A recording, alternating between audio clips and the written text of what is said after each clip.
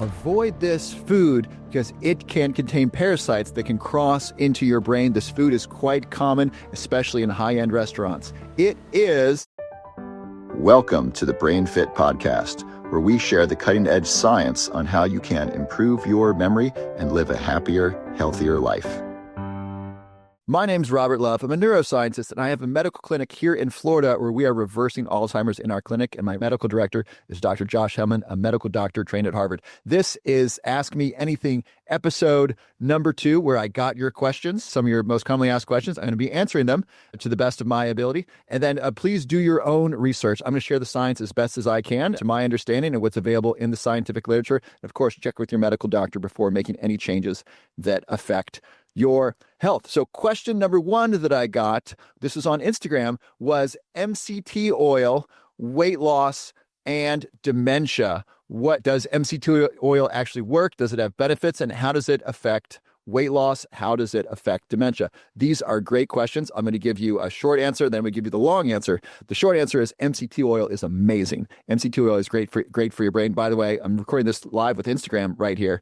People are asking about my glasses. It's in the evening, and I want to protect my sleep, so I have blue blockers on, so that way the lights are not going to negatively impact my sleep, at least hopefully not. We shall see. So MCT oil is something that I take most days. I like to mix it in my coffee or my matcha, both organic coffee, organic matcha, both of those are great for your brain.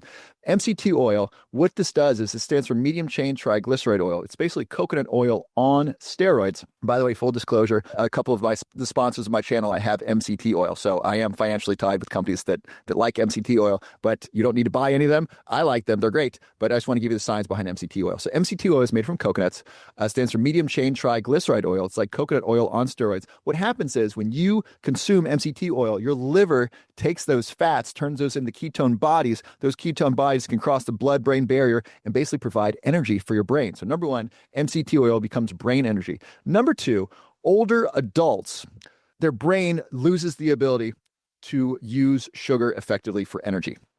Let me say that again. As we get older, our brain loses its ability to use sugar for energy. Now, it doesn't mean it can't. It decreases. Many things decrease as we age. Our testosterone decreases as we age, both men and women. Stem cells decrease as we age. All kinds of things decrease as we age. Our energy, our mitochondria decrease as we age. And so our ability to use sugar effectively as energy in the brain decreases as we age. So a way to bridge that energy gap is to get more ketones in the brain, and ketones in the form of ketone bodies. MCT oil is a great way to do that. You could also do the ketogenic diet. So that's why MCT oil is great for the brain. Dr. Dale Bredesen, who's one of my personal heroes, I've gotten to interview him. He basically reversed Alzheimer's disease in clinical trials and published his results. And he got attacked by pharmaceutical lobby, big media sponsored by pharmaceuticals. The New York Times recently wrote a piece that was completely devoid of facts attacking him and his protocol, but his protocol works in 7 out of 10 people. Dr. Dale Bredesen and his protocol is able to help 7 out of 10 people reverse memory loss. That is amazing. And he uses MCT oil. Dr. Heather Sanderson, who wrote this book, the New York Times bestselling book, Reversing Alzheimer's Disease. She's a dear friend and colleague. She's reversed Alzheimer's disease with Dr. Dale Bredesen's protocol in 7 out of 10 people. She's published her results. She loves MCT oil. She also recommends the ketogenic diet to get more energy in the brain. So that's why MCT oil is so good for the brain, is that it gets more energy into the brain. Now, weight loss is really interesting. Weight loss is really interesting. How can eating a fat increase weight loss? This is really fascinating. So I'm going to pull the research. I'm going to show you the research here in just a moment. What's really interesting is that MCT oil, you can add this to your coffee while you are fasting. I learned that from Dave Asprey. So basically, it's a bulletproof coffee is what he was famous for. So take organic coffee, blend MCT oil in that, have that in the morning instead of your breakfast, and you're not hungry. Those calories from the MCT oil get used by your brain and your body, but this doesn't break a metabolic fast. What breaks a metabolic fast are 2 things: glucose or spike in insulin, and a spike in mTOR. mTOR stands for mammalian target of rapamycin. Basically, it's a fancy word for saying protein, specifically animal protein. Those 2 things break a metabolic fast, specifically animal protein and sugar. And so by eating just coffee and fat, that does not break a metabolic fast. So you can stay in a fasted state. Intermittent fasting, I do this most days. I did this today. In fact, I had my bulletproof coffee at 11 and I did not feel hungry until 2. And so really easy to fast with MCT oil. That's one way it helps with weight loss. Now, let's look at the published research on these things. It's really, really excellent. So to summarize, MCT oil is great in the morning blended in coffee or matcha. Recommend organic coffee, organic matcha, and of course, fluoride-free water. Thankfully, the states of Florida and Utah have now banned fluoride in the public water. Other states will follow because that's proper scientifically. If you want more research on fluoride, there's a great book called Fluoride Deception, which details the history of water fluoridation and how science has been discarded for basically large companies wanted fluoride in our water because fluoride was a waste product from the aluminum industry and the phosphate fertilizer industry. That book is by Christopher Bryson. And then there's the book by Dr. Paul Connett, who I got to meet in Austin, Texas when I was a graduate student there at the University of Texas. And he wrote the book. It's called The Case Against Fluoride, So that's the most detailed scientific work on water fluoridation is The Case Against Fluoride by Dr. Paul Connett. So use unfluoridated water in your coffee and matcha. But let's look at the MCT oil research papers. I'm going to see if we can do this here on my screen. So paper number 1, this is from the Journal of the Academy of Nutrition and Dietetics from 2015.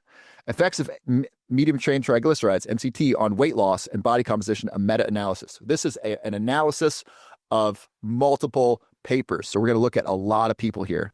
And so this is looked at randomized controlled trials and 750 people, 749. So let's say 750 people, randomized controlled trials. Here's how MCT oil affected weight loss. Number 1, people lost weight, decreased body mass about half a kilogram, so that's about a pound. They lost about a pound in 3 weeks with MCT oil. Amazing. Highly significant. P is 0.001.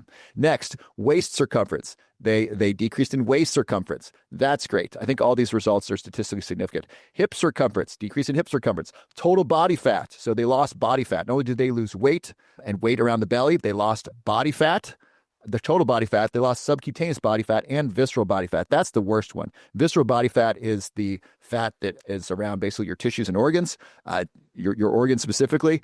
Fatty liver disease, you don't want that. That's the dangerous type of fat. It significantly reduced that. And it did not affect any blood lipid levels, so basically fat in your blood. So this study, which looked at over 750 people, found that MCT oil for 3 weeks, I think they had about 2 tablespoons a day. Dr. Bredesen recommends 3 tablespoons a day for your brain. We'll get to the brain research in just a moment. So approximately 2 tablespoons a day of MCT oil, let's say in your coffee or in your smoothie. People lost weight. They lost waist circumference, hip circumference, total body fat, subcutaneous fat, and visceral fat. Amazing, with no effect on lipids. Let's look at some more research. This is from the Alzheimer's Association, medium chain triglyceride oil in subjects with Alzheimer's disease, a randomized, double-blind, placebo-controlled crossover trial. So this is a really well-designed study. 6-month study, randomized, double-blind, 20 subjects, age 72, so older adults. And here is what they found. MCT, this was the 2 tablespoons a day. I don't know what the dosage was in the previous paper. Approximately 2 tablespoons a day, and 80% of people, their cognition remained the same or improved. So in this study of older adults, people's cognition either stayed the same or improved in 80% of the people, and people had a higher cognitive score of 0.0, highly significant. So MCT oil improved basically cognition in older adults in this study. Let's look at another study. Medium chain triglycerides may improve memory in non-demented older adults, so healthy adults. This is great. A systematic review. So again, this is looking at multiple trials here. So this is a systematic literature review. They looked at 6 trials right here. And this says MCT oil may enhance working memory in non-demented adults. So there we have multiple papers, multiple research papers showing the benefit of MCT oil for weight loss, MCT oil for older adults, and MCT oil for memory. Absolutely wonderful. So I really like MCT oil. It is delicious. One of the best parts of MCT oil is that you can use it in your coffee and replace dairy. Dairy's not good in coffee for several reasons. Number 1, the protein in dairy, called casein protein, can bind the polyphenols in coffee and matcha, make them less bioavailable, so you're going to absorb less. That's not good. So you get fewer benefits from the coffee. Number 2, dairy is inflammatory for a lot of people, especially in the United States. And so by replacing dairy with MCT oil, that is a really healthy thing you can do in your morning coffee. I would like to thank our sponsor, Microingredients. All of Microingredients products are third-party tested, so you know they are the highest quality. I've been using Microingredients products for the past 2 years before they were sponsored the show because they are so high quality. They have a great collagen supplement. This helps reduce wrinkles. It's great for your skin, hair, and nails. MCT oil is great for your brain. I love to add this to my coffee. Collagen is also good in the coffee. The organic blueberry mix, I add that to my smoothies and desserts. Their new curcumin supplement is excellent. MCT oil is one of my favorites. It stands for medium chain triglyceride oil. This is basically coconut oil on steroids. When you add this to your coffee, it basically replaces dairy in your coffee. That's really good for you. And the MCT oil becomes energy for your brain. And so people notice an improvement in memory. They notice improvement in brain fog. Research in patients with Alzheimer's disease who take MCT oil, it improves their memory. Dr. Dale Bredesen, who wrote the book, The End of Alzheimer's, recommends 3 tablespoons of MCT oil a day. Don't start there. Start smaller and then work up. If you take too much, you can get disaster pants. This is my favorite MCT oil. Let me tell you why. Number 1, USDA organic coconuts, very important. Number 2, it is third-party tested like all Microingredients products. Number 3, it's a powder. So the powder is more gentle on your stomach than the MCT oil liquid. So this is great. And then lastly, it has prebiotic fiber. So it feeds your good gut bacteria. If you'd like to try some of Microingredients MCT oil, go to Amazon and then search MCT oil and then use the code RobertLove at checkout to save 10%. I would like to thank our sponsor, Optimizers. They make great supplements that are good for your brain and good for your overall body as well. My favorite supplement that they make is Masszymes. This contains digestive enzymes that help break down fat, protein, and carbohydrates. I love taking this in the morning with my bulletproof coffee, which has a lot of fat in it, so it helps break down the fat. And I like to take this at night before my largest meal, which is dinner, to help break down the fat and protein and carbs from my biggest meal. If you'd like to try this, you can try this risk-free and get 10% off. So to get that, go to buyoptimizers.com/love, and you can try this or any of their great supplements and save 10%. Question number 2 that I got was how to end brain fog. A lot of people experience brain fog either in the morning or the afternoon. And if brain fog is not addressed in older adults, this can eventually become mild cognitive impairment, which is actually substantial memory loss. And that could eventually become the risk of dementia. And so you really want to stop brain fog in its tracks to really help protect your brain. Not only does this help reduce the risk of dementia later in life, but it gives you a higher quality of life. So first, to answer this question, if you have brain fog, you want to understand, number 1, what's causing the brain fog? What is causing the brain fog? Here are common causes of brain fog. Number 1, poor sleep or lack of sleep. One night of bad sleep can lead to brain fog the next day. In fact, one night of bad sleep significantly increases amyloid plaque in the body and in the brain. So you want to prioritize your sleep. That's why I'm wearing these glasses. I want to make sure I'm protecting my sleep from the bright lights. So prioritize your sleep, protect your sleep. So poor sleep is one of the biggest causes of brain fog. Number 2, poor hydration. You want to make sure you're drinking plenty of water, fluoride-free water. This is reverse osmosis water, and then I add magnesium and zinc and selenium and other minerals back in. So stay hydrated. Number 3, a lack of electrolytes, sodium, potassium. So in the morning, I usually drink Element. I drink a big one of these. This is a liter of water. And so that keeps me hydrated. And then the electrolytes from the Element, which is sodium and potassium, that is really good. I do that most mornings and I feel really good, especially when I travel. I drink a lot of water and I take an Element when I travel. So lots of water, lots of electrolytes. These keep the brain working. And then another cause of brain fog can be a mineral or vitamin deficiency. So a lack of B vitamins, for example, can lead to brain fog. Not enough magnesium can impair brain function by impairing energy and all different types of enzymatic processes. Magnesium is used in over 300 enzymatic processes in your body. So really important that you're rested, hydrated, you have enough salt. Most Americans get plenty of salt if you're eating a regular diet, especially if you're eating processed foods. There's way too much salt in there. Please stop eating the processed foods. And so most people are okay with the salt, but I don't eat processed foods, so I like to use the Element, and I also exercise. So if you're exercising, another good reason to replenish electrolytes. Something else that can cause brain fog is a lack of sunshine, a poor circadian rhythm. So Dr. Andrew Huberman, a neuroscientist at Stanford who has one of the top podcasts on health and wellness called the Huberman Lab, he's spoken many times on the science of getting more sunshine, specifically get sunshine in the first hour after waking. This is a non-negotiable for me. So when I wake up, I will drink water with electrolytes. I will sit in front of a red light for 25 minutes, and then I will walk outside. Sometimes I'll cold plunge depending upon how I'm feeling.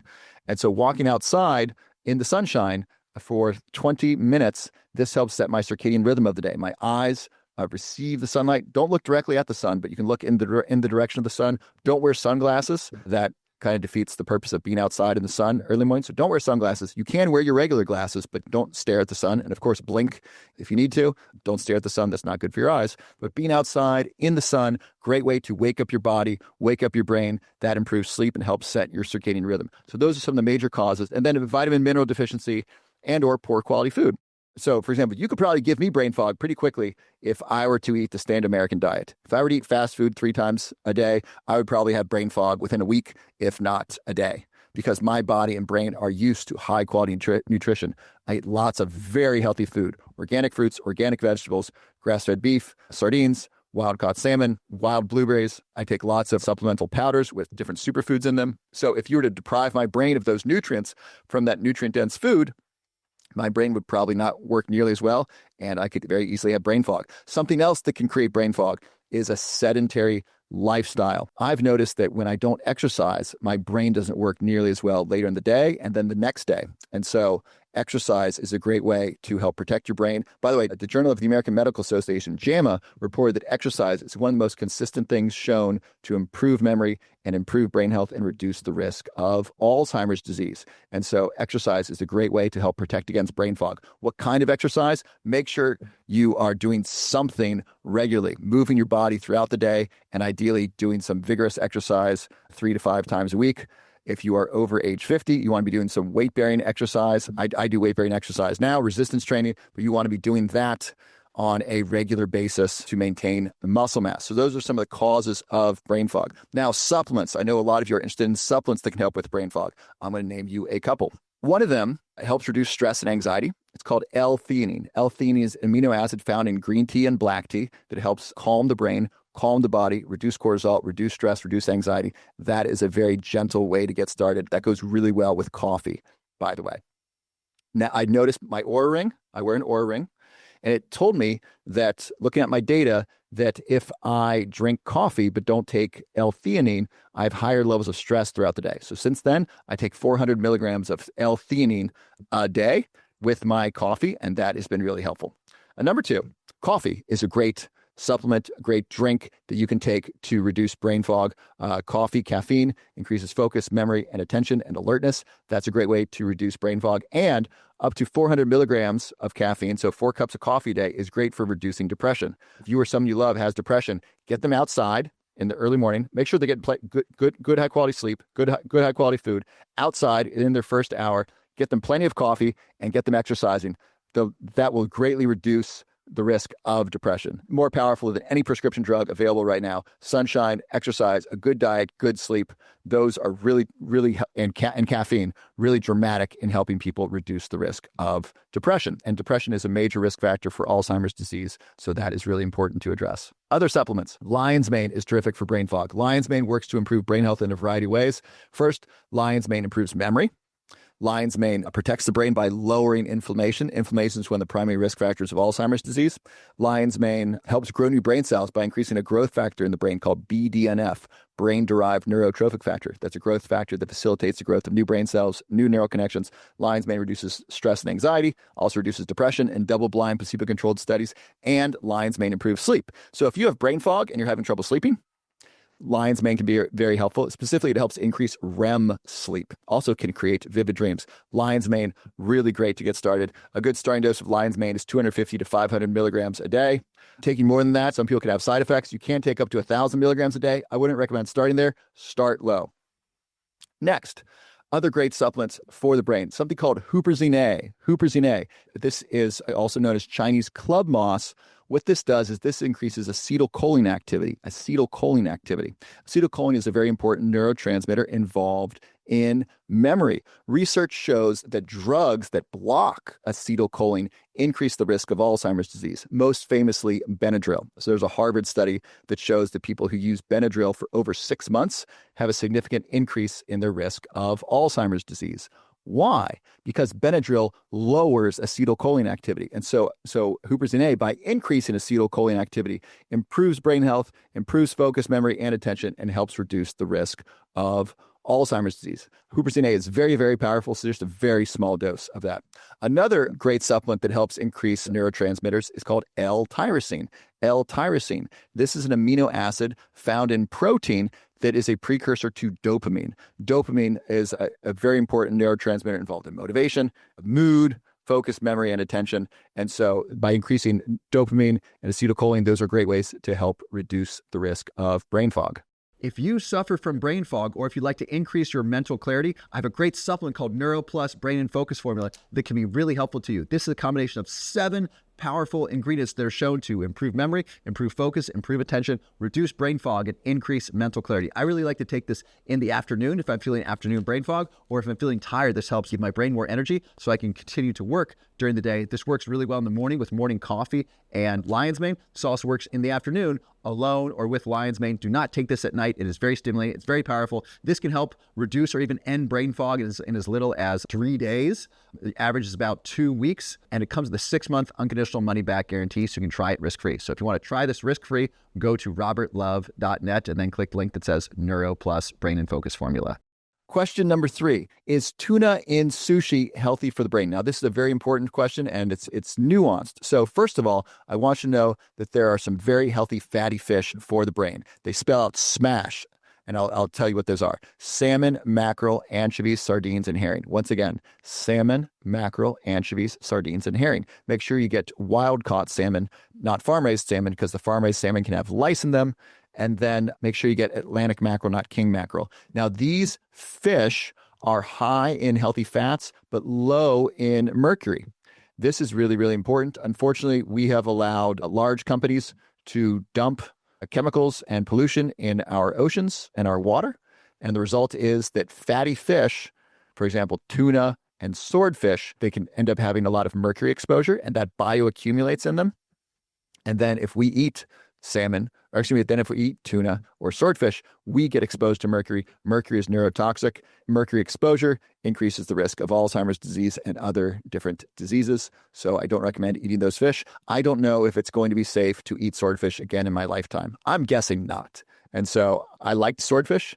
I remember cooking a great swordfish dinner for a dear friend of mine from college. I have fond memories of swordfish, but it is not healthy. It is no longer safe. So unfortunately, swordfish right now and large tuna are not. Now, certain smaller tuna are okay, but I highly recommend wild-caught salmon and sardines are my favorites. And then I really like the pickled herring that's available at Whole Foods and Costco. I like to mix that with my sardines. Those are some of the healthiest fatty fish. And I eat sardines and herring almost every day. And I take a fish oil supplement. Fish oil is terrific for the brain. Fish oil is rich in omega-3 fatty acids, specifically DHA. And our brain cells are made of DHA, our neurons. And so if you want to repair your brain, having a good dose of DHA is really good. Right now, I recently had a stem cell treatment, and fish oil lowers inflammation. And by lowering inflammation, this helps protect the stem cells in my body so I can regrow cartilage in my joints and so forth. And so I'm taking a lot of fish oil right now. A good dose is 3 grams of DHA a day. That's a really good dose. You don't need to do that much. You can just do a half tablespoon or a tablespoon a day. But if you're serious, I recommend doing several tablespoons of really high quality fish oil a day. Now, specifically about tuna and sushi. So we already discussed why tuna is not my favorite fish. If you or someone you love has Alzheimer's or another form of dementia, I want you to know there is hope. Alzheimer's is preventable and it is even reversible. In fact, we are reversing Alzheimer's in my medical clinic here in Florida. My partner and medical director is Dr. Josh Hellman, a medical doctor trained at Harvard who specializes in preventing and reversing Alzheimer's disease, and we are reversing Alzheimer's in our patients. If you'd like to learn more about working with us to both prevent Alzheimer's and even reverse Alzheimer's and reverse memory loss associated with other forms of dementia, we would love to hear from you and send you some free information so you can learn what we are doing and see if it's a fit for you to come down and work with us in our clinic. We also work with other clinics around the country to help patients both prevent Alzheimer's as well as to reverse Alzheimer's and reverse memory loss associated with dementia. So if you'd like to learn more, go to brainpowerclinics.com. Go to brainpowerclinics.com and then enter your information. We will send you some free information, and then we hope to work with you if we can be helpful to you to help you prevent and reverse Alzheimer's disease. Now, sushi in particular is dangerous. Here's why. There's a food that can have parasites in it, and these parasites can cross into the brain. This food is sushi. Sushi, uncooked fish, can have parasites in it. And once parasites are in your body, they can cross into the brain. I want to cite the work of Dr. Josh Hellman, my partner in my medical clinic. He's shared in multiple videos that we've done about the impact of eating certain foods that can increase the risk of brain parasites. And basically, how this works is he explains it much better than me. Basically, if you eat foods that can have parasites in them, those parasites get inside your body. Once they're inside your body, they can move around and they can get up to the brain. Kind of scary. And so here's some foods that you want to avoid because they can have parasites. Number one's pork, especially pork from an industrial farm. By the way, I won't eat pork if it's from North Carolina. The reason is pork in North Carolina is most of the pork in the United States comes from North Carolina. It's bad for the environment. The pigs are not well taken care of. They're dirty. And I think they're at risk of having parasites. And a lot of these pork farms are in poor Black neighborhoods and are polluting the air and the water there and hurting the residents there. And so specifically, a pork grown in North Carolina is unfair to the poor Black citizens that are near those pork farms. So I don't want to support that. I don't want to hurt those people. I don't want to support that industry. And I also don't want to expose myself to that harmful pork. So if I'm at a restaurant that has barbecue, and they say we got a great pork burnt ends, I say, does your pork come from North Carolina? If it does, I'm not buying it. And I recommend you do the same if you want to not hurt those people and if you want to protect yourself from unhealthy pork. Now, if you are growing your own pigs or you know the farmer, or if you're overseas, this might be different. And so if you get pork, get it from a really small farm, ideally one where you know the farmer, and then cook your pork through. That way, if there are parasites, it'll kill them, or just avoid pork altogether, which is what I do most of the time, unless I'm in Texas eating barbecue, and then I make sure the pigs don't come from North Carolina. So pork is one source of parasites. Number two is sushi, raw fish. So I don't mean California rolls. California rolls don't have parasites in them. The uncooked fish, so the sashimi, raw salmon in particular, can have parasites. So it's really important to cook that, especially farm-raised salmon, the tuna as well. And so any raw fish, I don't recommend eating because that can contain parasites, and those parasites can get into your body and into your brain. Instead, I recommend lightly cooking them. I was in Japan about a year ago. And when I was in Japan, I would love going to those restaurants that had basically conveyor belt sushi. You kind of sit there and take whatever you want. And there was a lot of raw fish that I wanted to eat, but I asked them, would they please cook some of the salmon that they're serving so I could eat it? And they had no problem doing that. So if you're at a restaurant that's serving sushi that you'd like to eat, ask them if they will sear it, or just order something else, or order a cooked item off of the menu. That's a great way to protect yourself from the dangers of parasites found in raw fish. And then lastly, the third source of parasites you may not be aware of are cat litter.